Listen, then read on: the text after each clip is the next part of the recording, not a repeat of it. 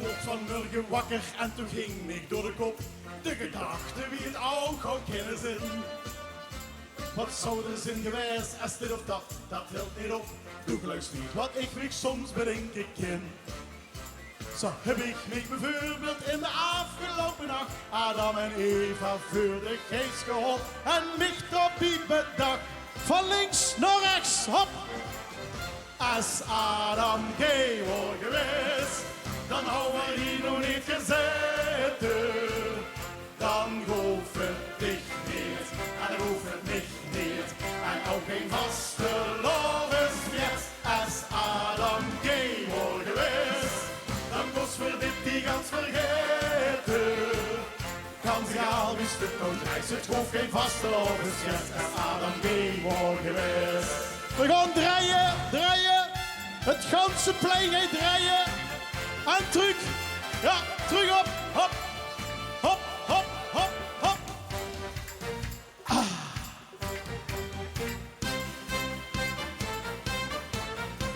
Dan zie ik het moment dat Eva poefpa voor hem stond en Adam dacht, ja zeg wat moet ik toch nu met? Hij vulde het direct, nee dit is niks voor deze jong. En het drijven uit de Bijl klopte neer. Het gans vooral dat zou mens bedorven zijn, want die twee zou ik kinderloos gestorven zijn. Hop, hop, hop, hop. Als Adam gay was geweest, dan hou we hier nog niet gezeten. Dan hoeft het dich meer, en dan hoeft het mich meer. En ook geen vastelovensfeest. Als Adam gay was geweest, dan kost voor dit die gans vergeten.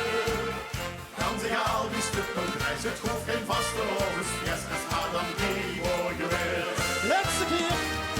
Als Adam gay was geweest, dan hoeven we hier nog niet gezeten.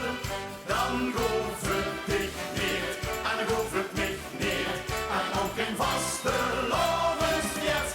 Als Adam gay was geweest, dan kost voor dit die gans vergeten.